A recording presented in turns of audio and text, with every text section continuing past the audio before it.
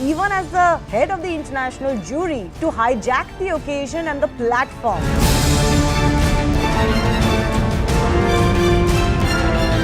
आपको तकलीफ administrative head कोई बना उससे है कि आपको तकलीफ की ये परिवारवाद का लेबल आप पर चिपक गया उससे है?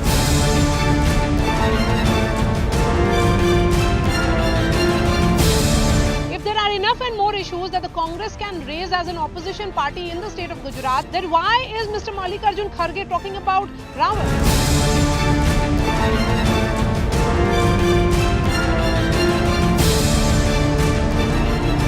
By saying vulgar propaganda, he's questioning the truth behind this movie. Will he deny the Holocaust? If he doesn't deny the Holocaust, then why should he deny the Kashmiri Hindu genocide?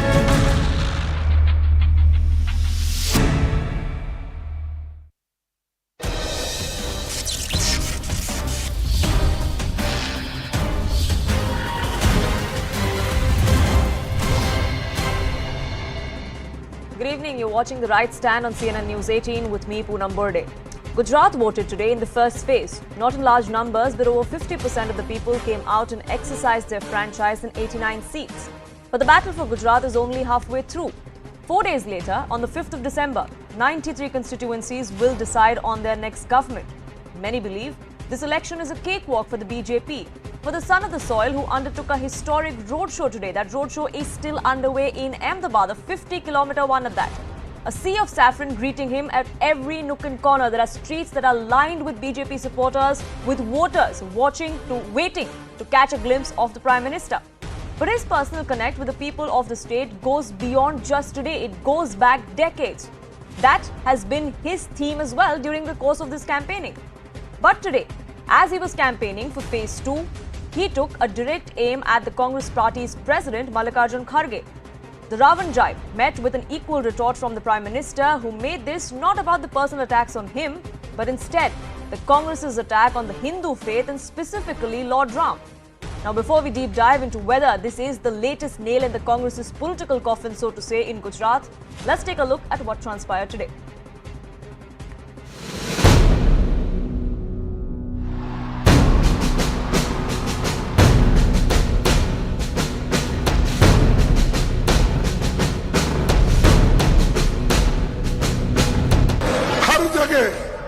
कितने हैं भाई? क्या आपके रावण के जैसा 100 मुख है? क्या है? समझ में नहीं आता मुझे. હવે તમે મને કહો, રામ ભક્તોના ધરતી પર રામ ભક્તોની સામે એમના પાસે બોલાવડાવવામાં આવ્યું કે તમે મોદીને 100 માથાવાળો રાવણ કહો.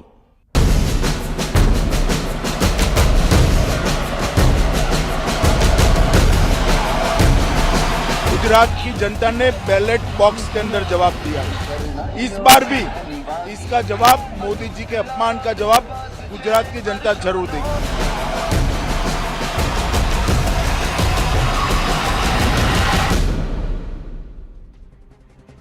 Now, the Congress is being tagged as a habitual offender when it comes to insulting the Hindu faith. Remember, just a few days ago on campaign trail in Gujarat, the Prime Minister reminded voters of how the UPA and its leaders had coined the term Hindu terror after the 26/11 Mumbai terror attacks. Now, let me take you through some of the other comments that have been made by Congress leaders over the years, which is why the Prime Minister and the BJP time and again have been talking about how Hindus are a soft target, especially for the Congress party. Shivraj Patil in October this year, in fact, said that Gita teaches lessons of jihad just like Islam. This happened just 2 months ago. Adhir Ranjan Chaudhary in August of this year said that the government is worshipping Ravan in the name of Ram. Again, a Ravan reference being brought to the fore for the Modi government. Gyanvapi survey is nothing but a big tamasha, said Ashok Gehlot, while he mocked the entire tussle that is even going on in the courts of this country, multiple one at that, including the highest court in the country. Salman Khurshid in 2021 in November had said that Hindutva is similar to jihadis, Islam of ISIS and Boko Haram. That's another comment that had triggered a big storm. Digvijay Singh, remember, in 2019 in September had come out and said that rapists dress up in Bhagwa, in saffron, and rape in temples. He was trying to put the BJP in the dog when he was making that comment. Shashi Tharoor also had made similar comments. This was in 2019, where he said that the BJP talks about clean Ganga, but Yogi washing his sins all naked in the Sangam. Remember, all of these traditions and cultures are extremely dear to the Hindu faith, to the Hindus, practicing Hindus in this country. Modi is like a scorpion sitting on a shivling is what Shashi Tharoor had also said back in 2018. Which is why we now have the BJP and the Prime Minister reminding the Congress of these comments that have been made time and again by their leaders. So the question we ask on the right stand tonight is, has the Prime Minister, with his Ravan retort, hurt the Congress where it hurts the most? Is the Astha insult going to hurt the Congress in its electoral prospects in Gujarat? That's the question we're asking, and to debate that, joining me on this broadcast is BJP's Rajya Sabha MP GVL Narasimha Rao, spokesperson of the Congress Charan Singh Sapra, political analyst and managing director of Governance Now Kailash Adhikari also with me, and Suman C. Raman, a political analyst as well with me on this broadcast. Charan Singh Sapra, I'd like to get you started on this.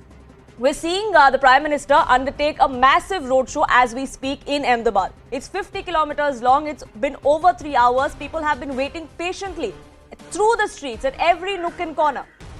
The BJP believes this election is a mere formality. And with what the Prime Minister today said about the Hindu faith being insulted, the Hindu Astha being insulted, and the Congress keeps doing that, do you think it is going to be an extremely tough fight for the Congress party, especially when votes are cast on the 5th of December?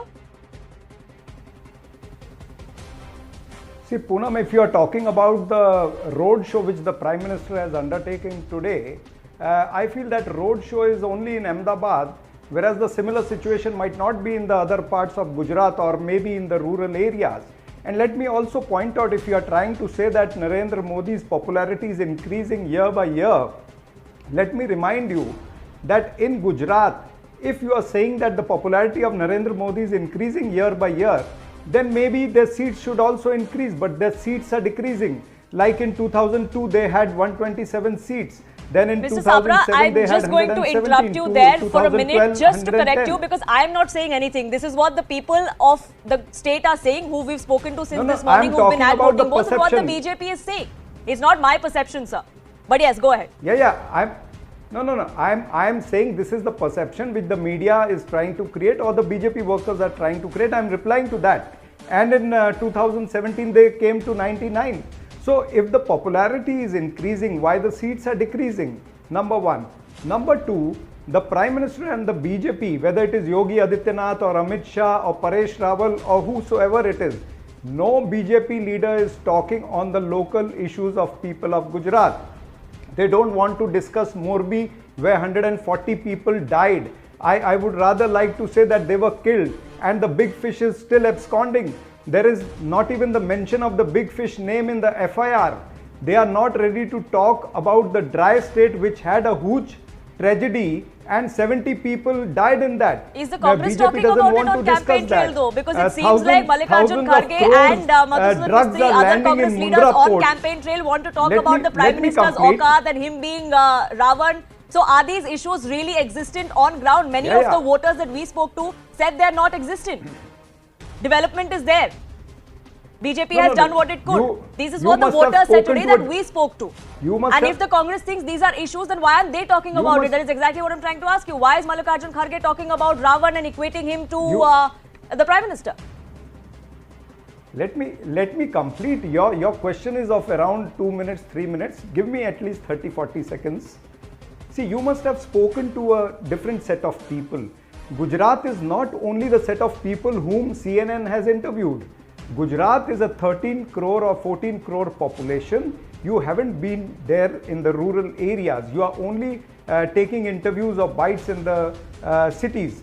So where I was, that BJP doesn't want to talk on the real issues of unemployment, of inflation, of price rise. They don't want to go into that. They don't want to speak on the health issues where the health sector is totally privatized. It has become costly now. They don't want to talk about education where education is entirely privatized. They don't want to talk about the government jobs which are only on contract. So these are the difficulties, practical difficulties of the people of Gujarat, the poor people or the lower middle class people of Gujarat, which Congress party is taking, and that campaign of Congress party has gone to the roots of Gujarat in the rural as well as in the urban area.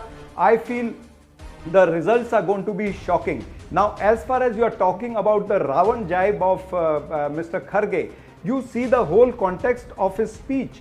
He was talking about the kind of situation in the country, how the economic situation is in the doldrum. The rupee has gone down to 83 as compared to the dollar. He was talking about the manufacturing industry going into the losses, MSME being closed, trade deficit is being increased. He was talking about that there are so many problems in the country, and the Prime Minister of the country is only working like an election machine, whether that is the Lok Sabha election, whether that is the Assembly election or the corporation election. Prime Minister doesn't have 100 heads. This is what he has said. Now, also I would like to complete by saying that GVL is sitting on the show. It was GVL who called Rahulji Khilji. Hemanta Biswa says Rahulji Saddam. Thereafter, Prime Minister himself, he said hybrid bachda. Prime Minister calls Sonia Gandhi as Jersey So guy. you're saying that the BJP can't have moral high ground on this because they've resorted to similar tactics in the past. He calls Congress party as Deepak and Right. Punjab. So I get your point, Now, Mr. what is Sapra, that you're trying to upsetting say that the if BJP has can't claim started high that? moral ground What on is this, and I would like upsetting GVL if Narasimha somebody Rao, has once he's back compared, with he us has on this not broadcast, mentioned him as to Ravan. actually He come has and said you respond to don't that. have 100 heads like a Ravan. Sure, Mr. Sapra, I understand what you're trying to say. We just lost the link with GVL Narasimha Rao, but we'll try and get him back. But Kailash Adhikari is with us on this broadcast. And Kailash Adhikari, the BJP can't claim high moral ground, says the Congress, because they've done so in the past as well. But talking about this particular issue, this particular comment and the rebuttal that came to the fore and the elections that we are witnessing currently, do you think it's going to have any effect, or is it just about optics? You know, Poonam, I mean, we should also remember that long ago when the Congress coined the word of Maut Ka Saudagar for Honorable Prime Minister and the then Chief Minister, what the results were. So the Congress, you know, as you rightly mentioned in your opening address, is a habitual offender. And since 2014, I think because of deep frustration or electoral losses or state by state they are losing, and the states which they have, there is infighting. We just saw about how Gehlotji addressed Sachin Pilot a few days ago, one of the two states that is actually left with them. So this is a result of deep frustration and complete disorientation. And it has been time and again that Congress leaders have hurled abuse at the Prime Minister without taking cognizance of the fact that they are hurling abuses at the office of the Prime Minister, which as Indians we must all respect. Manishankar Iyer, before 2014, calling him a chai wala, now trying to refer by saying that Gujarat ke log usse apni auqat dikha denge. And these are all that do not go well in front of the voters.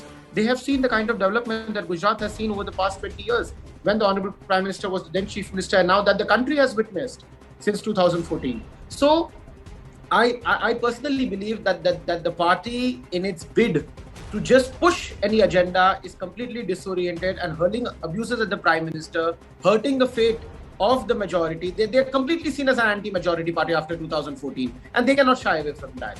So all these tactics are just, you know, they are boomeranging. Sure.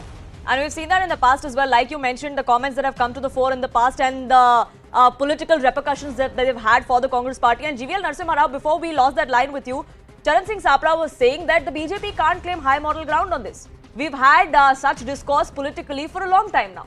We've had such comments come to the fore from several BJP leaders, even from the Prime Minister on certain occasions. So it's all just about campaigning. It's all just about trading barbs in politics, and that's just how it is. Poonam, good evening to you and all the panelists. I have a bit of I think link problem, so I request you not to interrupt. The comments that Mr. Sapra is making today on the show, the Congress party is not there, Congress leadership is not there in the field making these comments. Mr. Kharge also wants to get cheap publicity. And in fact, he is speaking the lines that are given to him by Rahul Gandhi. See, my allegation is that Mr. Kharge, a very senior politician, a very respected politician, he is actually being made, he's being appointed as a notional president of the Congress party and not a national president of the Congress party.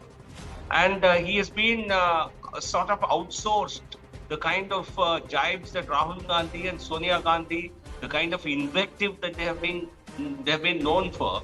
They have outsourced it to Mr. Kharge and literally made him a scapegoat. I think I would give a benefit of doubt to Mr. Kharge, but not to the Congress party. which realizes that it is going to lose Gujarat very badly, and they are only trying to throw some jibes at us to get some very vicarious pleasure for insulting the Prime Minister.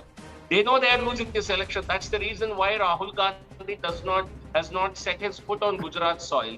He was there seen only one day. He's roaming everywhere in the country, but not going to Gujarat. Sure. So is this not an admission of a massive impending defeat by the Congress party? Sure, it's not just Gujarat. Rahul Gandhi has even skipped Himachal during his Bharat Jodo Yatra. Yes, he's been mostly going to stay.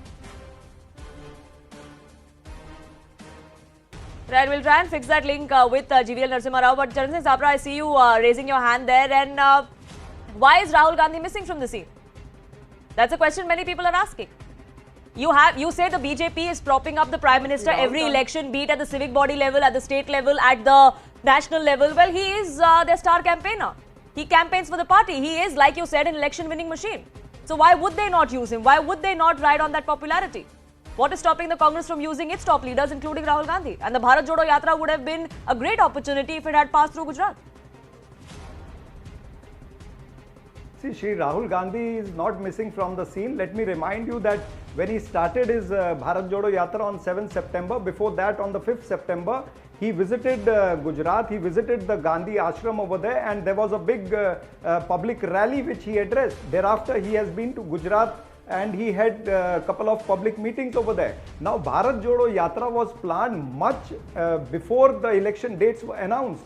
Now, this is a bigger concept, a bigger yatra, and a bigger thought in mind, a bigger vision in mind to, eradicate the kind of politics the BJP and RSS is indulging into. Shri Rahul Gandhi has a bigger motto. So, and going to Gujarat and Himachal was not possible because of the kind of distance. It is a Pad Yatra. It is not a Yatra by a car or by a Rath. So, you need to understand the practicality of that. Now, I would like to answer GVL also. GVL spoke about Prime Minister being spoken like that, or demeaning the Prime Minister. Let me remind GVL that Narendra Modi also put a jibe to Dr. Manmohan Singh when he said Mon Singh, and when he said that he has the art of having a bath with the raincoat. And also GVL, look at this. This, I feel, if you can take a close-up of this. This is a cartoon in which Mahatma Gandhi has been labelled as a Ravan by RSS magazine Agrani in 1946. Mahatma Gandhi is shown as a Ravan, and the 10 heads are Sardar Vallabhbhai Patel, Jawaharlal Nehru, Maulana Azad, Sarojini Naidu, and all those leaders who were the freedom fighters. Now, if RSS is publishing Mahatma Gandhi as a Ravan, then GVL and the entire BJP, including Prime Minister, has to apologize for this. They need to answer that what are they going to do with this, where the RSS magazine is saying that Mahatma Gandhi is a Ravan, and you are asking for votes in Gujarat in the name of Mahatma Gandhi and Sardar Vallabhbhai Patel, whom they have shown as Ravan in your magazine in 1946 as Agrani magazine. Please answer this. Why Mahatma Gandhi is shown as a Ravan by RSS, which is your ideological senior? I think it's completely irrelevant here. I don't know which magazine and which author has written about this. Who is the cartoonist? Now, when you don't have the answer, it is necessarily. When you don't have the answer, it becomes Mr. Sabra, I gave you your opportunity to speak. Let him counter, and then I'll come back to you. BJP does not approve of anything that is written in magazines, even supported or run by RSS. They have their independent point of view, and cartoonists have their creative freedom. We are not like the Congress party, where we ban books because those books have something about the life of Sonia Gandhi. Even books where her actual past was presented were banned from being published or being sold in India. We are not as intolerant. We are not intolerant like you are. The question today is, Prime Minister, Honorable Prime Minister raised this issue. You had questioned existence of Lord Ram in Supreme Court. You filed an affidavit saying that Lord Ram did not exist. He's a myth. So how on earth could you come up with Poonam, something can I come again? in, please? Why did you have to resort to Ravan? Right. Is this not an attempt? Sure. So coming back to the entire narrative here, yes, coming back to the entire narrative here that we are discussing, and Charan Singh Sapra, yes, I am coming to you. But coming back to the narrative that we are talking about here, it's about the Ravan analogy, what the Prime Minister said today, that Congress habitually has been dismissing the very existence of Ram. They've been opposing Lord Ram, and then they keep doing this time and again. So just today, just in an attempt to insult the Prime Minister, you dragged in Ramayana. Poonam, I would not like to give an escape route to GVL today. He needs to apologize for this. He needs to denounce this. He needs to denounce the RSS today. And when he said that Prime Minister is not bigger than Mahatma Gandhi. Here Mahatma Gandhi is shown as a Ravan. You need to apologize on the behalf of RSS. If you believe in RSS, please apologize. If you believe in RSS ideology, you apologize on the behalf of RSS. You are running away Mahatma from the Gandhi is not bigger than Narendra Modi. Mahatma Gandhi is not bigger than Prime Minister Modi is not bigger than Mahatma Gandhi. You need to apologize. Okay, You need to apologize on this. When the freedom fighters are shown as Ravan by the RSS. No, so by comparing... Sure. I will come back to you, GVL. I will come back to you. But Sumansi Raman has been patiently waiting on this debate, and I apologize for having made you wait all this while. But you've heard the kind of narrative that has been going on, both on this debate and in the electoral battlefield as well. Now, the Congress is often accused of being a Chunavi Hindu. Every time we see Congress leaders, including Rahul Gandhi, who goes to these temples right ahead of elections, and we kind of see the barbs coming out about how this religion or the Hindu faith is just of convenience for politics. It's the same argument that is made against the BJP as well, that you are pushing your Hindutva narrative. So does it all boil down to just that? It's all optics pandering to one particular vote bank. That's all that is there to it. Poonam, after 27 years in power, the BJP has exclusively two issues to take to the people. One, Prime Minister Narendra Modi's personal popularity and charisma, and polarization politics. Isn't it sad to see the Prime Minister conduct roadshow after roadshow, meeting after meeting, campaigning where his party has been in power for 27 years, for God's sake? They should be winning without campaigning if they have delivered governance. They are facing a divided opposition. They are facing a Congress party that is debilitated. And the Prime Minister is going road to road in Gujarat seeking votes for the party. What does it tell you about governance having been delivered to the people? If governance had been delivered, would their trump card, the Prime Minister, need to do this kind of massive campaigning over the last few days? Go and count the number of rallies the Prime Minister has addressed. Check every weekend over the last 3-4 weekends where the Prime Minister has spent. How many rallies? You tell me, if Mr. GVL Narasimha Rao says that he is likely to win Gujarat, I agree with him. But certainly it is not because they have delivered phenomenal governance. They have two trump cards. One is one is the Prime Minister, and the second, of course, is the usual, they are insulting Hindus, Hindu khatre mein hai, and creating polarization. Sure. Should they not be winning on governance, for God's sake? And why should the Prime Minister even have to campaign? If the BJP in 5 years has... No, 1 second, let me finish. Yes, go ahead. The point is, Mr. Narendra Modi, irrespective of the BJP winning this election, is not going to be the Chief Minister of Gujarat. Do we all agree on that? Sure. So, where is the local face? Where is the local leadership? Taking ownership and saying, look, we have delivered good governance. Yes, the Prime Minister is a star campaigner. He will address 2 or 3 meetings for this election. He has got bigger things to do, and we will run this campaign. Where are they? Have anyone seen anything about the regional? Sure, and I want GVL Narasimha Rao to respond to that. So, Narendra Modi and the Modi magic, as the BJP calls it, is not your trump card, is your desperate card, because you have nothing else. No, even for municipality election, only Prime Minister has to come and campaign for them. Yeah, that's what I'm getting at. So, Sumansi Raman, it's out of desperation because you have nothing else.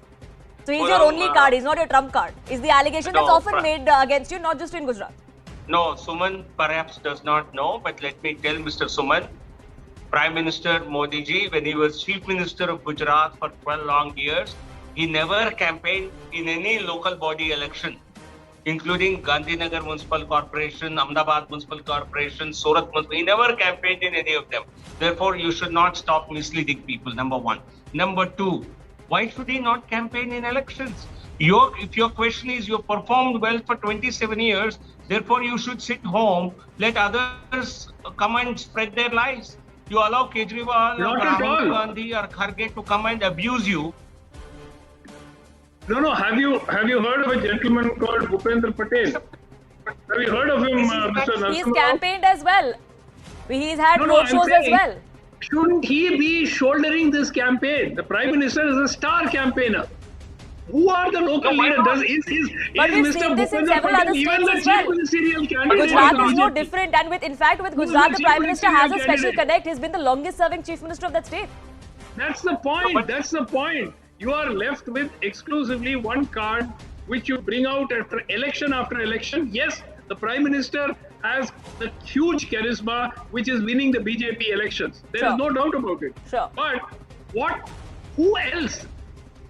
There's nobody else in the local leadership, and we're seeing it in state after state. Sure. I mean, the Prime Minister, honestly, after so many years, 8 years now plus as the Prime Minister, 14 years as Chief Minister of Gujarat, and he still has to hit the road every time because the BJP cannot win without him. It's reaching that stage now. Sure. So all the politicking that we have seen on ground, phase 1 is over. The people of Gujarat in phase 1 have decided it's 4 more days for phase 2. The BJP believes this is going to be a cakewalk. There are many critics who do not agree. So 27 years of anti-incumbency has to hit them somewhere. What many critics believe, is what many political pundits believe as well. But voters are going to decide, and come 8th of December, you will know what exactly is on the voters' mind and how they voted. And we here on CNN News 18 will be getting you all of those details. Unfortunately, I'm running out of time, but I thank you all, gentlemen, for joining us here on this broadcast with your perspective. On the other side, we are going to get you ground reports of what exactly has transpired in Gujarat on day 1 of voting. What is on the voters' mind? What is their mandate? Stay tuned for that.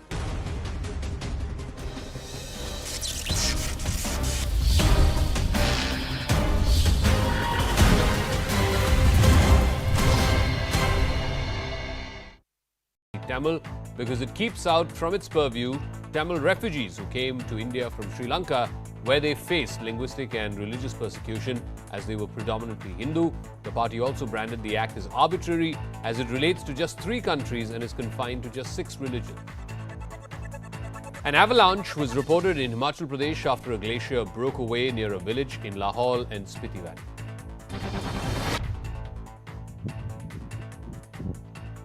A huge blanket of snow was seen barreling down the valley into the village below.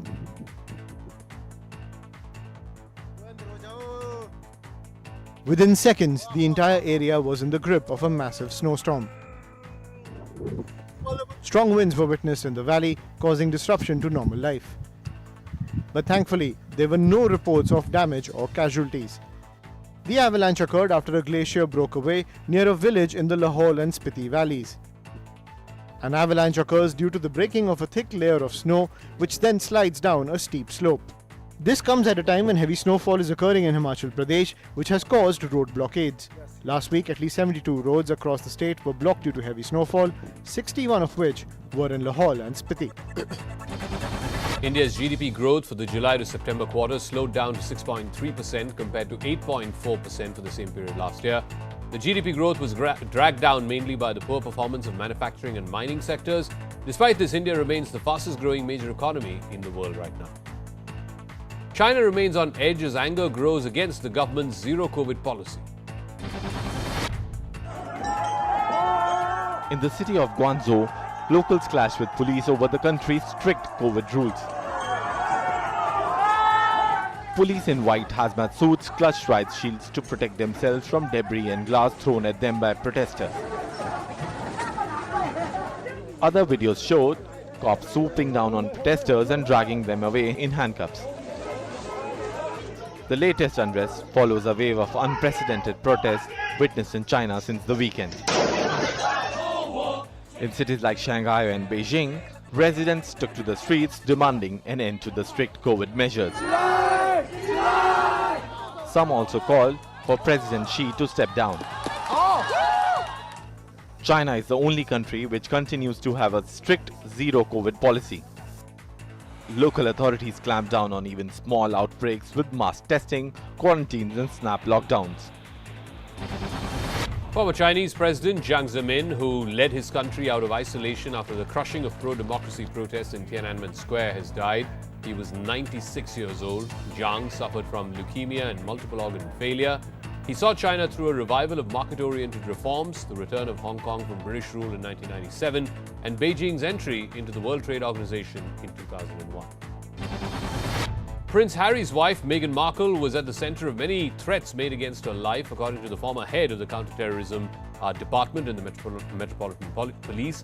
He also called the threats against Meghan Markle disgusting and very real. The bombshell revelation comes at a time when Harry's estranged brother, Prince William, and his wife, Kate, are headed to the United States, where Harry and Meghan live. Brazilian football legend Pelé has been hospitalized as he battles cancer. According to reports, he developed swelling, heart issues and mental confusion. The 82-year-old had a tumor removed from his colon in September last year, and he has since been in and out of hospital for treatment on a regular basis. The Iranian football team's defeat to the United States in the FIFA World Cup triggered an unusual celebration in the home country. Iranians dancing on the streets, bursting crackers, honking car horns and celebrating the loss of their national football team in the FIFA World Cup. These scenes of jubilation are actually a show of protest. Iranians denounced the football team's participation in the World Cup at such a tumultuous time in the country. For the last 3 months, protests have been raging across Iran against the death of Mahsa Amini, who was killed in police custody by Iran's notorious morality police for not wearing her hijab in a proper manner. More than 300 people, including children, have been killed in the protests since September this year. In their own version of protest, the Iranian football team refused to sing the national anthem in their opening match. But they went back to singing it in the following matches, leaving citizens to believe that they represent the Iranian regime. A massive protest outside Punjab Chief Minister Bhagwant Man's home in Sangrur today. Hundreds of agricultural labourers gathered near the Patiala-Bhatinda road in Sangrur. They were protesting under the flag of Sanja Mazdoor Morcha. The labourers demanded an increase of minimum daily wages to 700 rupees under Manrega. Raising slogans against the Punjab government, the labourers marched towards the Chief Minister's home. They claimed the CM had refused to meet them, leaving them no choice but to go to him.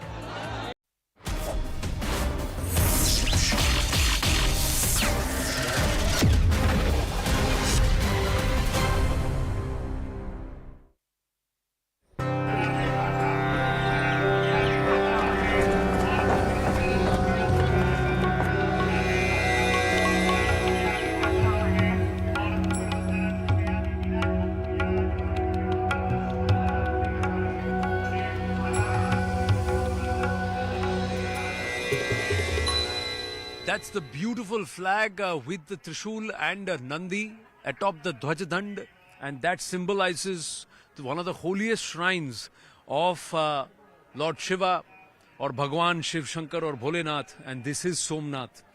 Ladies and gentlemen, this is a dream come true for me. I'm actually still shaking. I was overwhelmed with emotion when I had the darshan of the shrine. It's just been restored so beautifully and maintained so beautifully. One feels good as somebody who's a Bharatvasi that a tradition, a heritage, a legacy of Shaivism is being preserved and is being developed despite foreign invaders wanting to destroy it more than 16 times. Brajesh Kumar Singh is with us. Brajesh जी, सबसे पहले तो आपको साधुवाद और बहुत-बहुत धन्यवाद. मैं गले लगाना चाहता हूं आपको कि आपकी वजह से ये पॉसिबल हुआ है. It's a big tick off my bucket list. But यहाँ आकर एक तो भक्ति भाव है, लेकिन उसके साथ साथ हमारी संस्कृति को नष्ट करने के लिए इन विदेशी आक्रामकों ने कितनी कोशिश की. That it's a remnant there. वो टूटा हुआ खंडित पार्वती जी का जो मंदिर है जिसमें they've just retained the platform. आपकी आंखों में मैंने थोड़ी देर पहले आंसू देखे जब आप इस मंदिर में टहल रहे थे। आपको याद होगा कि सरदार पटेल यहाँ नवंबर 1947 में आए थे। 13 नवंबर 1947 का वो दिन था जब इस सोमनाथ कैंपस में पहुंचे थे और उस समय इस तरह का कुछ भी नहीं था। भग्नावशेष थे मंदिर के नाम पर। सरदार की आंखों में आंसू आ गए थे। और ये जो अरब सागर है जिसके किनारे जो है भगवान सोमनाथ का यह मंदिर आप जो देख रहे हैं, इस अरब सागर से अंजलि में पानी भरकर सरदार ने शपथ ली थी कि मैं यह जो सोमनाथ की प्रतिष्ठा है उसको मैं फिर से स्थापित करूंगा। क्योंकि सरदार के लिए, जिन्हें भारत की एकता के शिल्पी के तौर पर न सिर्फ ये देश बल्कि पूरी दुनिया जानती है, उनके लिए यह सिर्फ हिंदू धर्म से जुड़ा हुआ कोई बड़ा संकेत नहीं। जो ज्योतिर्लिंग है, द्वादश ज्योतिर्लिंग जो कहते हैं, उसमें सबसे महत्वपूर्ण ज्योतिर्लिंग नहीं, बल्कि जो भारत की जो राष्ट्रीय चेतना थी, जो सांस्कृतिक चेतना थी, उसका ये सबसे बड़ा सिंबल था, जिसको विदेशी आक्रांताओं ने बार बार ध्वस्त करके उस भारत के मन को दग्ध करने की कोशिश की थी, भारत के आत्मबल को तोड़ने की कोशिश की थी। नवंबर के उस दिन 1947 में 13 नवंबर के सरदार ने जो प्रतिज्ञा ली इस मंदिर का पुनर्निर्माण करने की, वह जो है एक तरह से कह सकते हैं कि अगले आप 75 वर्षों में इस तरीके से साकार हुई है। आप ध्यान रखिए कि ये जो मंदिर है यह अपने इतिहास में हर जो बड़ा विदेशी आक्रांता था या जो इस्लामिक धर्मांध शासक थे उन्होंने तोड़ा। जिसकी शुरुआत जो है गजनी के सुल्तान महमूद गजनवी से होती है, जिसने कि अपने जो इस्लामिक जिहाद की जो भावना थी उसके तहत आकर गजनी से आकर इस मंदिर को तोड़ा था। चूंकि यह मंदिर जो है उस समय भी सुवर्ण मंदिर था। आप इस मंदिर को अगर आप देख रहे होंगे, पूरा जो गर्भगृह है वो गोल्ड प्लेटेड था। इस मंदिर की खासियत पूरे दुनिया में थी, तो लूट के इरादे से साथ में साथ जो उसकी धर्मांधता थी, इस्लामिक जिहाद की जो भावना थी, उससे उसने तोड़ा। तो ये सोमनाथ जो है वह कोई सिर्फ अकेले हिंदू धर्म से जुड़ा हुआ और आस्था का कोई बड़ा प्रतीक नहीं है, बल्कि यह भारत की राष्ट्रीय चेतना का ये मूर्त प्रतीक है जिसके प्रांगण में हम लोग खड़े हैं। And we are very and I'll tell you what happens is in culture and especially our civilization, it's not theology, it's science and spiritualism. And wherever there are spiritual abodes or shrines, you see huge amount of science there. There is right now the Shivling of Somnath is resting on ground, but it was actually used housed between magnetic rocks, and it used to be floating. So much so that the invaders, they were shocked, they could not believe, they thought it was some kind of magic. It was not magic, it was science. And imagine that representation of science is even here. इसकी बात करिए ब्रजेश जी कि यहाँ लिखा क्या है और इसका प्रतीक क्या है ऊपर। देखिए, ये सोमनाथ का जो मंदिर है यह इस अरब सागर के किनारे है, और आप ध्यान रखिए कि सागर के किनारे मंदिर का निर्माण, और वो भी हजारों वर्षों पहले, कितना बड़ा चैलेंज रहा होगा। लेकिन हमारा जो विज्ञान था, जिसके बारे में इन विदेशी आक्रांताओं और शासकों ने, यहाँ तक के ब्रिटिश शासकों ने भारत को जो निरक्षरों का देश कहा था, जबकि हमारा विज्ञान इतना सुदृढ़ था, और वो विज्ञान कितना मजबूत था, हमारा जो ज्ञान था, उसका प्रतीक जो है सो ये सोमनाथ मंदिर के कैंपस में यह जो जगह है वह भी बताती है। आप देखिए क्या लिखा हुआ है, यहाँ से दक्षिण ध्रुव तक, जहाँ पर ये सागर खत्म होता है उसके आगे तक, यानी दक्षिण ध्रुव तक आप चले जाएं, कोई ऑब्स्ट्रक्शन नहीं है, कोई बाधा नहीं है। ऐसी जगह पर इस मंदिर का निर्माण किया गया था। The light path stretching without obstruction up to the South Pole over the end of the ocean. So thousands of years ago, how did people know where the South Pole was? Now ये उसमें कोई Google नहीं था, कोई आप ध्यान रखिए, उसमें कोई जो है सैटेलाइट्स नहीं थे।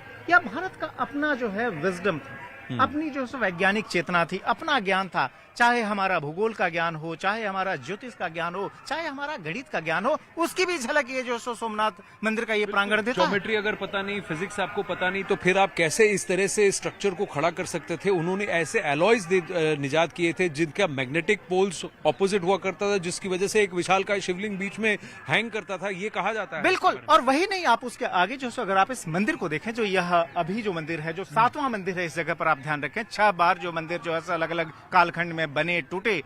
यह जो मंदिर है, अगर आप इसकी ऊंचाई देखिए 155 फीट की ऊंचाई है, उसके ऊपर 30 फीट से ज्यादा का यह जो है सो ध्वजदंड है, और उसके ऊपर जो है 52 गज की पताका जो है यहाँ पर हमेशा जो सो विशेष अवसरों पर फहराई जाती रही है। यह जो मंदिर है, यह जो भारतीय जो अपनी परंपरा है, यह कोई वेस्टर्न साइंस नहीं है, यह जो इंडियन जो साइंस है, जो हमारा आर्किटेक्चर है, जो वो ज्ञान है, उसके आधार पर बना है। जो 7 अलग अलग जो शिल्प हैं भारत के अपने, उनका यह बहुत ही अच्छा सुंदर मिश्रण है, जिसको कि इस मंदिर को महामेरु प्रसाद भी कहा जाता है। और इस तरीके से जो सो आप देखिए, इसी की झलक जो सोमपुरा कारीगर हैं, जो आर्किटेक्ट हैं, जिन्होंने इस मंदिर का निर्माण किया, वही सोमपुरा जो है अयोध्या में भव्य राम मंदिर का निर्माण कर रहे हैं, उन्हीं के डिजाइन के आधार पर। तो यानी अगर आप 1990 में देखें, जो राम जन्मभूमि का जो आंदोलन तेज हुआ था, जो कि 25 सितंबर 1990 को आडवाणी ने अपनी यात्रा इसी सोमनाथ मंदिर से शुरू की थी, यह प्रतिज्ञा लेके कि अयोध्या में भव्य राम मंदिर का निर्माण होगा। यही शिल्पकला आपको अयोध्या में राम मंदिर में भी देखने को मिलेगी, जिसका कि जो संकेत वो है कि 2024 के लोकसभा चुनाव के पहले वह भव्य मंदिर भी आकार ले लेगा। तो ये हमारा प्राचीन शास्त्रीय ज्ञान है, प्राचीन आर्किटेक्चर का ज्ञान है, साइंस है, ज्योग्राफी है, जियोलॉजी है, जिसका कि सुंदर मिश्रण इस तरह के मंदिरों के तौर पर दिखता है। यही नहीं, आप केदारनाथ जाइए, केदारनाथ आप कई बार गए हैं जी। सैकड़ों वर्षों तक वो मंदिर जो है बर्फ में ढका रहा, उस मंदिर को कुछ नहीं हुआ। यहां तक कि 2013 में जो बड़ा सैलाब आया, कुछ नहीं हुआ। यह जो है सो विज्ञान है, हमारा एंशिएंट विज्ञान, जिसको कोई भी वेस्टर्न साइंस मैच नहीं कर सकता जी। and those who don't understand, they tend to call it magic. The other aspect is that the current chairman of the Somnath Trust is Prime Minister Narendra Modi himself, and what we see, this beautiful promenade which has been now constructed, this has all happened recently. जी हाँ, जी हाँ। अगर आप देखें, मैं 1999 पर जब से मैं गुजरात में आया, तब से इस जगह पर आता रहा हूँ। अभी आज का जो भव्य प्रांगण जो सोमनाथ मंदिर का दिखाई दे रहा है, इसके आसपास का डेवलपमेंट है। पहले यहाँ पर मंदिर होता था, मंदिर भी इस तरह का नहीं था। अभी आपने जो गोल्ड प्लेटिंग देखी मंदिर के अंदर, वह पहले नहीं हुआ करती थी। जो आसपास का डेवलपमेंट, आप जिस प्रोमेनेड की बात कर रहे थे, यह पूरा जो है कैंपस है, उसके चारों तरफ है। तो लोग जो सो आराम से मंदिर में दर्शन कर सकते हैं, यहाँ पर बच्चे टहल सकते हैं। इसके आगे जो है तमाम किस्म के राइड हैं, अत्याधुनिक गेस्ट हाउस हैं, एग्जीबिशन हॉल्स हैं, वो तमाम चीजें हैं जो कि यहाँ पर आने के लिए। यही नहीं, भारत जो है संस्कृत का जो है, आप ध्यान रखिए कि संस्कृत तो हमारा जो है एक तरह से कहते हैं मूल भाषा रही है, जिसमें कि हमारी सारी जो वैदिक ऋचाएं जो है, संस्कृत का भी विश्वविद्यालय है सोमनाथ में।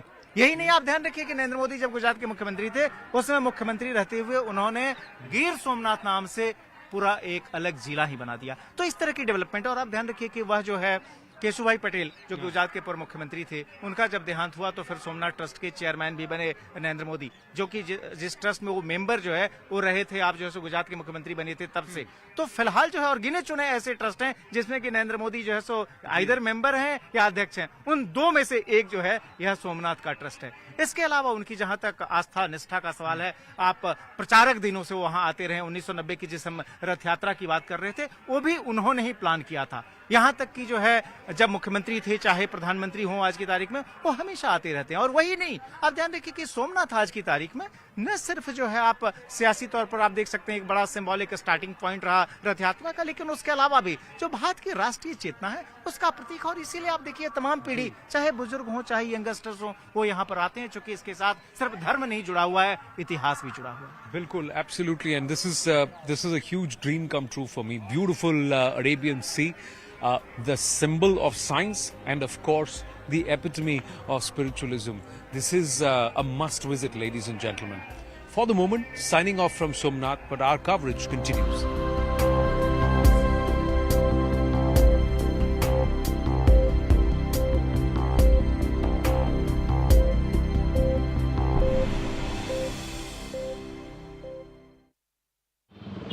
हम हैं इस वक्त जूनागढ़ रेलवे स्टेशन के ठीक सामने। जूनागढ़ ये वो जगह है जो एक समय पर इस रीजन में, सौराष्ट्र रीजन की सबसे बड़ी रियासत हुआ करती थी। इसका एक बहुत बड़ा इतिहास भी है, लेकिन इस जगह को जहां रेलवे चौक कहा जाता है, यहाँ की एक खासियत है ये बिल्डिंग, ये इमारत, जिसे सरदार पटेल दरवाज़ा भी कहा जाता है। ब्रजेश कुमार सिंह हमारे साथ हैं। ब्रजेश जी, इसका इतिहास बताइए। इसको सरदार पटेल दरवाज़ा कहा जा रहा है, लेकिन ये तो फिर लगता है कि इंडिपेंडेंस के बाद की बात है। उससे पहले का इसका इतिहास क्या है और जूनागढ़ की खासियत क्या है? देखिए, ये जो जगह है और जो आप जिस दरवाजे की बात कर रहे हैं, जिसका नया नाम सरदार पटेल दरवाज़ा है, वह कभी लॉर्ड रे के नाम पर रे गेट कहा जाता था। लॉर्ड रे जो है सो बॉम्बे के गवर्नर थे और उनके सम्मान में जो है जूनागढ़ के उस समय के जो नवाब थे रसूल खान, उन्होंने इसका निर्माण करवाया था। और ये एक तरह से जूनागढ़ शहर का मुख्य दरवाजा हुआ करता था। जब प्रिंसली एस्टेट्स हुआ करते थे, उसमें जूनागढ़ पूरे सौराष्ट्र के अंदर सबसे बड़ा प्रिंसली एस्टेट था, यानी सबसे बड़ी रियासत थी। और यहाँ पर जो है नवाब का शासन था, यानी मुस्लिम शासक थे। और ये जो है सो आज़ादी के बाद आप देखें जूनागढ़ के नवाब ने जूनागढ़ का विलय पाकिस्तान में कर दिया था। जी। जो लियाकत अली भुट्टो जो कि पाकिस्तान के प्राइम मिनिस्टर रहे, उनके फादर शाहनवाज भुट्टो महावत खान थर्ड जो कि उस समय के शासक थे, नवाब थे, उनके प्राइम मिनिस्टर यानी वजीर थे, उनके कहने पर उन्होंने ऐसा किया था। लेकिन फिर आरजी हुकूमत का मूवमेंट चला और उसके बाद से जो है यह जब जूनागढ़ आज़ाद हुआ, जब नवंबर 1947 में भारत में आया, तो फिर इसका नाम सरदार पटेल गेट कर दिया गया। आप ये भी देखिए रतू भाई अदानी चौक, जो आरजी हुकूमत वाली जो पूरी मूवमेंट चली थी वो रतू भाई अदानी की अगुवाई में चली थी, इसलिए उनके नाम पर ये चौक बना। और सबसे बड़ी बात अगर पॉलिटिकली भी देखें तो 5 असेंबली सीट्स हैं जूनागढ़ में, 5 में से 4 पिछली बार कांग्रेस ने जीती थी। तो पिछली बार जो कांग्रेस का डोमिनेंस दिखा था सौराष्ट्र में बीजेपी के मुकाबले, उसका एक रिफ्लेक्शन ये जूनागढ़ में था। ये बात अलग है, कांग्रेस के जो 4 एमएलए थे उसमें से 2 बीजेपी में आ गए, बीजेपी में आ चुके हैं। लेकिन जूनागढ़ अपने आप से उसकी एक खासियत इसलिए थी, क्या ये सबसे बड़ी रियासत हुआ करती थी? जब हम कहते हैं कि सरदार पटेल ने जो यूनियन ऑफ इंडिया था उसमें 565 देसी रियासतों का विलय किया था, तो आपको जानकर आश्चर्य होगा कि उन 565 में से 222 अकेले सौराष्ट्र के इलाके में थे। और वो 222 जो थी उनमें सबसे बड़ा था जूनागढ़। और जूनागढ़ जो है सो काफी पावरफुल प्रिंसली स्टेट था। आसपास के छोटे छोटे जो रजवाड़े थे उससे जो है सो यह टैक्स तक वसूला करता था, तो इसलिए जूनागढ़ का दबदबा काफी था। जूनागढ़ ऑब्वियसली जो है यूनियन ऑफ इंडिया का हिस्सा बना जब नवंबर 1947 में मूवमेंट हुई। मैंने आपको बताया कि 12 नवंबर को सरदार पटेल यहाँ जो बहाउद्दीन कॉलेज है वहाँ उसमें उन्होंने सभा की थी और फिर सोमनाथ गए थे और फिर सोमनाथ के मंदिर के पुनर्निर्माण का संकल्प लिया था। उसके बाद से जो सौराष्ट्र स्टेट फॉर्म हुआ तमाम प्रिंसली स्टेट्स को मिलाकर, जो मैंने 222 का जिक्र किया, वो सौराष्ट्र स्टेट जो है 1956 तक एग्जिस्टेंस में रहा और 1956 में वो जो ग्रेटर बॉम्बे प्रोविंस था उसका हिस्सा बन गया। और फिर 1960 में लिंग्विस्टिक बेसिस पर बॉम्बे का 2 हिस्सों में डिवीजन हुआ, गुजरात और महाराष्ट्र। तो उस गुजरात का हिस्सा फिर हो गया यह सौराष्ट्र, और सौराष्ट्र का ये सबसे बड़ा हिस्सा जूनागढ़। जूनागढ़ जो है दूसरे लिहाज से भी अगर आप देखें, जो हम जूना अखाड़ा की बात करते हैं, जूना अखाड़ा का भी एक बड़ा सेंटर है। जो गिरनार जो है, गिरनार की चोटी जो है, हमने पीछे यहाँ पहाड़ियां जो दिखाई दे रहा है, यही नहीं, अशोक के रॉक एडिक्ट्स। आपको जान के आश्चर्य होगा कि कर्नल टॉड, जिसने कि राजपूताना की हिस्ट्री लिखी, annuls and antiquities of Rajputana, और जिसने कि राजस्थान वर्ड को कॉइन किया, जब वो इंग्लैंड वापस लौट रहा था तो उसने ट्रेवल्स इन वेस्टर्न इंडिया करके एक बुक लिखी और कर्नल टॉड को श्रेय जाता है कि उन्होंने अशोक के रॉक एडिक्ट्स को आइडेंटिफाई किया जो कि उस समय यहाँ मिट्टी में दबा हुआ था। तो इस तरीके से काफी तक की फुटप्रिंट यहाँ गिरनार में एक समय मौर्यन एम्पायर का ये हिस्सा था। आप ध्यान रखिए कि जब हम कहते हैं और जिसको कहा जाता है कि जो इंडिया की हिस्ट्री, जो बायस हिस्ट्री लिखी गई, जिसमें कि उसमें के ग्रेट एम्पायर्स थे उनके बारे में बहुत चर्चा नहीं हुई, तो एक तरह से उस मौर्यन एम्पायर की बात कर लीजिए, जो मौर्यन एम्पायर जिसका हेडक्वार्टर पटना था और जिसका हिस्सा ये होता था। पाटलिपुत्र से जूनागढ़ तक वो साम्राज्य फैला था, मौर्यन एम्पायर, और उसके भी यहाँ पर इडिक्ट्स यानी कि प्रूफ मिले हैं, जिसको कि एक ब्रिटिशर ने आकर, एक ट्रैवलर और हिस्टोरियन ने आकर उसको कर्नल जेम्स टॉड, जो कि राजपूताना में लंबे समय तक जो ब्रिटिश एजेंट रहे। देखिए घड़ी इशारा इस बात पर भी कर रही है कि हमें जूनागढ़ से राजकोट तक की दूरी को भी तय करना है और हम बाय रोड ये जर्नी करेंगे। लेकिन ये ठीक पीछे जूनागढ़ का ऐतिहासिक रेलवे स्टेशन भी है। आप उस इमारत को देखें, बहुत ही ऐतिहासिक इमारत है ये। यहाँ से जो उस समय जूनागढ़ जब प्रिंसली स्टेट का जमाना था, तब जो है तमाम जो प्रिंसली स्टेट से वो अलग अलग रेलवे लाइन फॉर्म करते थे। तो जूनागढ़ स्टेट के समय में ये रेलवे लाइन थी। उस समय की पुरानी बिल्डिंग है। इस तरह की बिल्डिंग बहुत कम जगहों पर आपको देखने को मिलती है। कि रेलवे स्टेशन ही एक हेरिटेज मॉन्यूमेंट है। निश्चित तौर पर आप देखिए, उससे अंदाजा लग जाएगा। उसके ठीक सामने जो नेशनल फ्लैग देख लीजिए, तिरंगा देख लीजिए। और आपको आश्चर्य की बात एक और भी बता दूं कि बाकी पूरे देश में 15 अगस्त को जो है स्वतंत्रता दिवस मनाया जाता है, जूनागढ़ के लिए बिल्कुल अलग है। जूनागढ़ में स्वतंत्रता दिवस नवंबर के महीने में मनाया जाता है, क्योंकि उसके पहले आप 1947 की बात करें, यह जो जूनागढ़ रियासत का विलय जो है टेक्निकली नवाब ने, जिनके पास रूलिंग पावर थे, उन्होंने पाकिस्तान के साथ कर दिया था। और बाद में आरजी हुकूमत की मूवमेंट चली और उसके बाद से जूनागढ़ का विलय हुआ भारत परिसंघ में, और उसके पहले बाकायदा रेफरेंडम हुआ। इसलिए जूनागढ़ का स्वतंत्रता दिवस जो है अलग ढंग से मनाया जाता है। जी, तो कश्मीर किसी तरह से हमारे हाथ से उस आर्टिकल 370 की वजह से उसमें एक विधान, एक दिशा, एक संविधान की जगह 2 संविधान वाला केस हो गया। कश्मीर कहीं ना कहीं पेच फंस गया। लेकिन जूनागढ़, उस वक्त ये भी कहा जाता है जिन्ना और सरदार पटेल में ये झड़प थी कि कश्मीर और जूनागढ़ को लेकर कि कौन किसको हासिल कर पाएगा, कौन किसको हासिल कर पाएगा। सरदार पटेल राजा हरि सिंह से बात कर रहे थे और फिर उस वक्त उनको कहा गया कि आप इसमें दखल ना कीजिए। जवाहरलाल नेहरू ने कहा कि जम्मू एंड कश्मीर का हिस्सा जो वो है मैं देख लेता हूँ। लेकिन यहाँ पर ये टिफ थी और जूनागढ़ के नवाब ने कहा कि जिन्ना के साथ जुड़ जाएंगे, पाकिस्तान के साथ जुड़ जाएंगे, लेकिन लोकल आवाम हिंदू परस्त थी, उन्होंने कहा कि नहीं, हम आपको जान के आश्चर्य जुड़ेंगे। होगा कि जूनागढ़ के लोग जिन्होंने सोचा था कि 15 अगस्त 1947 को वह जो सो भारत का हिस्सा बन जाएंगे, जब उस दिन गजट पब्लिश हुआ तब जाकर उनको पता चला कि हमारे जो नवाब हैं उन्होंने जूनागढ़ का विलय पाकिस्तान में कर दिया है। तो 15 अगस्त 1947 की जो सुबह थी वो जूनागढ़ वासियों के लिए बहुत ही सरप्राइज की सुबह थी, दुख की सुबह थी, क्योंकि उसके बाद से यहाँ पर भी उस समय जो एक जुंटा था उसने काफ़ी सारे अत्याचार किए थे, लोगों को यहाँ से भागना पड़ा था। बाद में आरजी हुकूमत वाली जो एक मूवमेंट शुरू हुई जिसमें कि श्यामल दास गांधी, रतू भाई अदानी, ये तमाम लोग जुड़े और फिर जो है सो कैप्चर किया गया। आप ध्यान रखें, पाकिस्तान के जो सरपरस्त थे उनको यहाँ से भगाया गया, खुद नवाब को भागना पड़ा। केसोड के एयरपोर्ट से भागे क्योंकि आप सोमनाथ से आ रहे थे तो आपने रास्ते में देखा। और आप देखिए हिस्टोरिकली आप यह जो इस बिल्डिंग को देखिए, और जो 1947 में 15 अगस्त को जब देश आज़ाद हुआ, 3 बड़े प्रिंसली स्टेट जिनकी समस्या रिजॉल्व नहीं हुई थी, उनमें से एक जूनागढ़ था, दूसरा था हैदराबाद और तीसरा कश्मीर। लेकिन 1950 तक इन दोनों का समाधान हो गया। कश्मीर का समाधान मुझे लगता है कि 2019 में जाकर फाइनली करना पड़ा। तो इस हिसाब से काफी historical.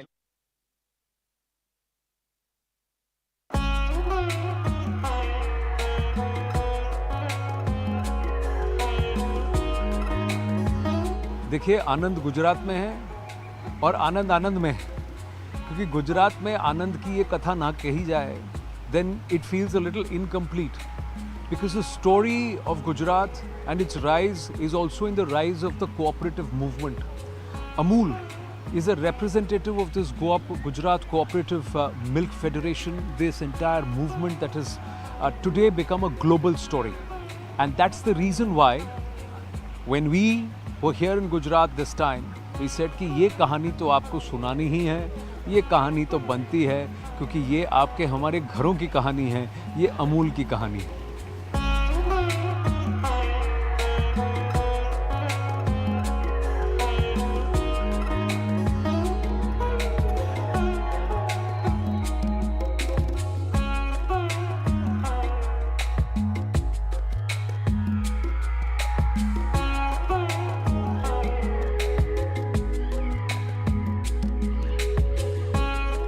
We are right now outside the Amul butter plant. So जिसे हम सब जानते हैं as utterly delicious। ये कैसे बनता है, इतना सारा मक्खन कहाँ से बनता है, कैसे बनता है, ये आपको दिखाते हैं। सबसे पहले आपको ले चलते हैं उस तरफ। Let's quickly have a look। ये बटर जो है, पहले हमारे घर में ऐसे चर्न हुआ करता था, मक्खन निकालने के लिए दूध को चर्न करते थे। अब ये बहुत बड़ा चर्निंग मशीन है, और अब आप देखें तो आपको वहाँ ऊपर येलो दिखेगा कि देखो कैसे बटर को फेंटा जा रहा है, उसको दूध को फेंट के उसको वहाँ पर उसको चर्न करके उसमें से बटर एक्सट्रैक्ट किया जा रहा है। हाँ, उस डोम के अंदर आप जो दिख रहे हैं, that is how the butter is slowly getting churn, और उसको बना रहे हैं। और धीरे धीरे फिर वो इस ट्यूब से चल के आता है और पूरा ये रास्ता तय करता है। इस रास्ते को तय करके फिर इससे पहले कि वो पैकेज हो, वो यहाँ आपके सामने ऐसे दिखता है। देखिए कितना सारा मक्खन आके गिर रहा है, ये मक्खन आके गिर रहा है, ढेर सारा मक्खन, और धीरे धीरे वो मक्खन उसको रोल किया जा रहा है। वो मक्खन ऊपर से उस पाइप के अंदर से चर्न होने के बाद वो मक्खन प्रोसेस होके बाहर की तरफ आता है, और फिर वो गिरता है और इसमें उसको रोल करके उसको चर्न किया जा रहा है। और फिर उसके बाद जैसे ही ये मक्खन बाहर निकलता है, उसको फिर धीरे धीरे स्लैब्स में कट करके वो पैक होके बाहर निकल रहा है। ये 100 ग्राम बटर आपके सामने जा रहा है, देखिए जाता जा रहा है, और फिर वो पैकिंग मशीन के अंदर उसको beautifully it's getting packed. So this is how the delicious makhan from doodh is extracted, made, packed, and then of course it comes on to our dining tables for our breakfast, lunch and dinner.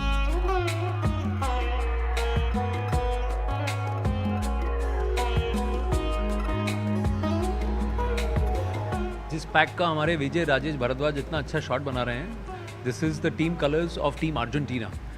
Imagine a cooperative brand from Gujarat. Gujarat की एक छोटी सी cooperative शुरुआत 75 साल के बाद दुनिया की 2 top टीमों को स्पॉन्सर कर रही है, अर्जेंटीना और पोर्चुगल। सिर्फ फीफा वर्ल्ड कप के लिए नहीं, अगले पूरे 1 साल के लिए। छाती चौड़ी होनी चाहिए ना, कॉलर ऊपर होना चाहिए ना, यही तो मैजिक है कोऑपरेटिव मूवमेंट की। Well, every time I have come to Gujarat, this one place has been on my bucket list. Finally, this time around, we've been able to tick it.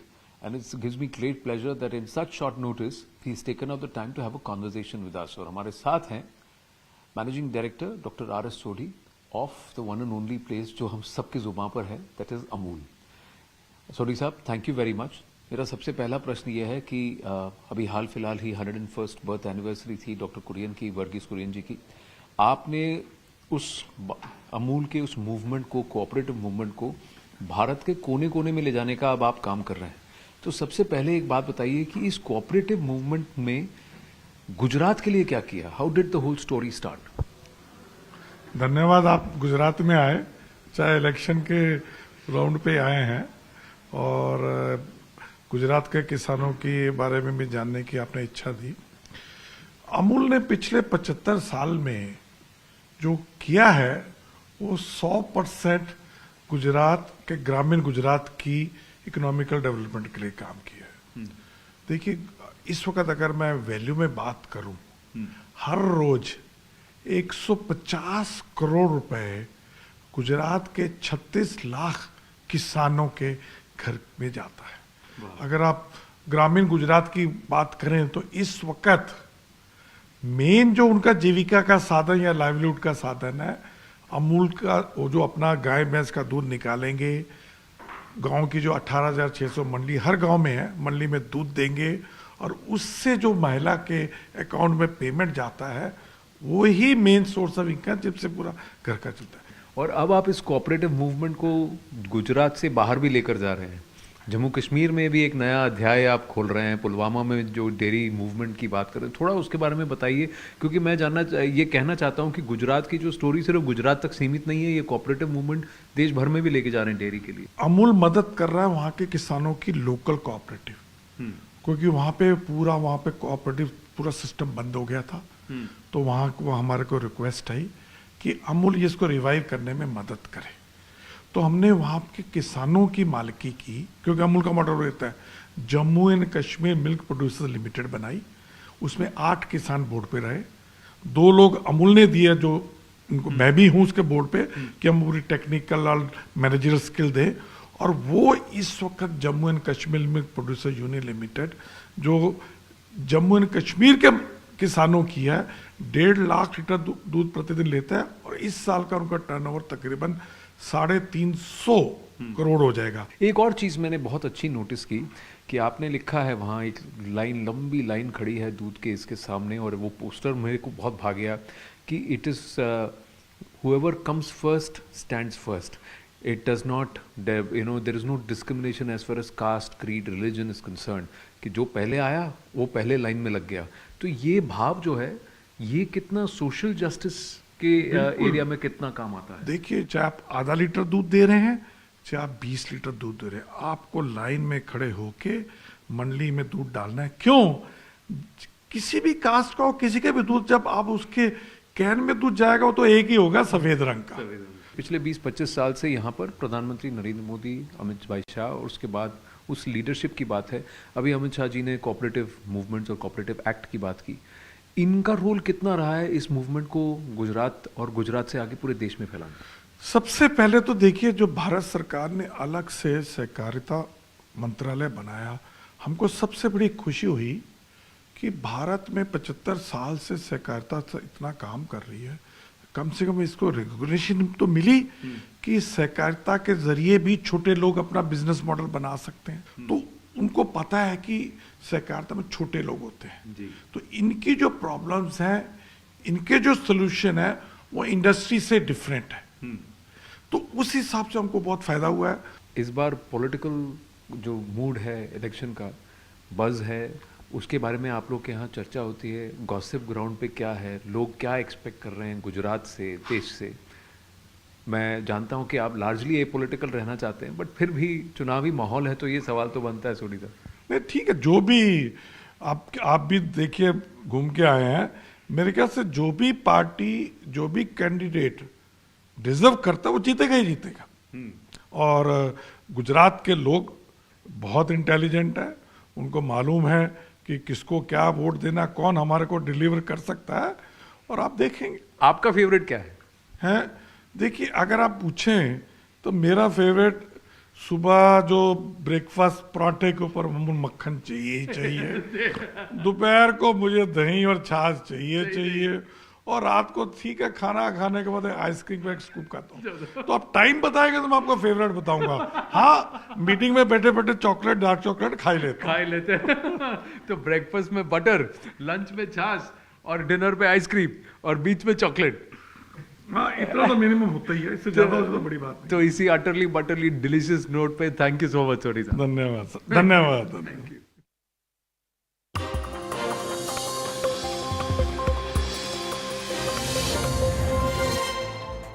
Good evening, this is Brass Tacks. I'm Zaka Jacob. The Gujarat campaign has gotten down and dirty and intensely personal. Today, the Prime Minister responded to the Ravan jibe that was made at him by Congress President Mallikarjun Kharge. The Prime Minister said that those who denied the existence of Ram are now abusing Ram Bhakts.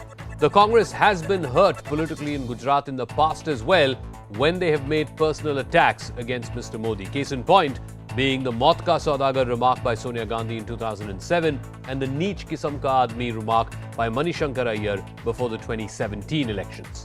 Will this Ravan comment cost the Congress Gujarat 2022? तुम्हारी सूरत कितनी बार देखना, corporation में भी तुम्हारी सूरत देखना,